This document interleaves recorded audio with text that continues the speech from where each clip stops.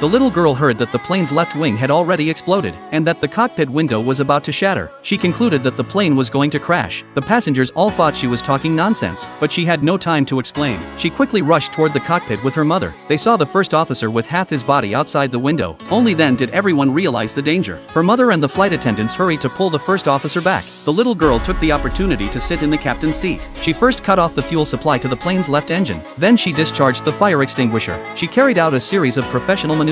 The flames on the plane's left wing were instantly extinguished. The flight attendants accused the little girl of causing trouble, but the captain saw that her actions were all correct. Now saving the plane could only rely on the little girl. Because the pressure difference inside the plane was too great, they had to adjust the left bank angle to relieve it. The little girl began adjusting the control console. She searched for the correct angle to reduce the pressure. At the same time, the control tower received the distress signal that the captain had just sent. Staff immediately attempted to establish contact with the plane. The girl adjusted the angle of the left wing. This caused the cabin pressure to drop significantly. The passenger doors also stabilized. After the pressure decreased, the first officer was pulled back into the cockpit. Everything returned to normal. At that moment, the tower established contact with the captain. Everyone finally breathed a sigh of relief. But what puzzled them was the sound of a little girl's voice coming from the cockpit. Before they could respond, the controller discovered a new danger. Namely, because the plane had been left unattended for a long time, it had seriously deviated from its planned route and its altitude overlapped with another aircraft. So he ordered an emergency landing. After the plane landed smoothly, a top student suddenly ran into the cockpit. He tried to stop the girl from continuing to operate recklessly and endangering others. He believed that a child could not possibly know how to fly a plane. The young man's mother boasted that her son was a top student at an aerospace university. She suggested letting her son fly the plane,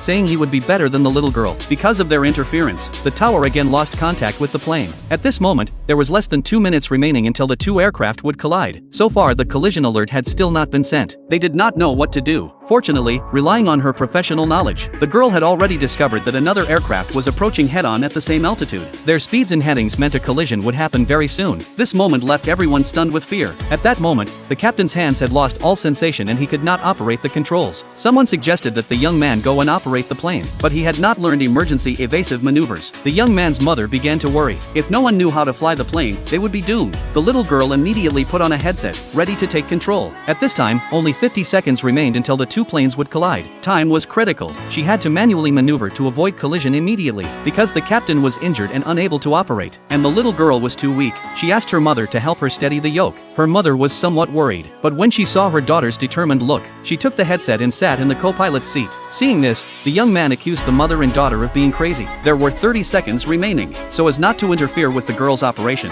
the captain instructed the flight attendants to remove non-essential personnel from the cockpit. At the same time, the controller discovered that if the plane yawed 10 degrees to the left, it could perfectly avoid the collision. But unfortunately, they still could not contact the plane. At that moment, there were only 20 seconds left until the two planes would collide. The flight attendants screamed loudly in fright.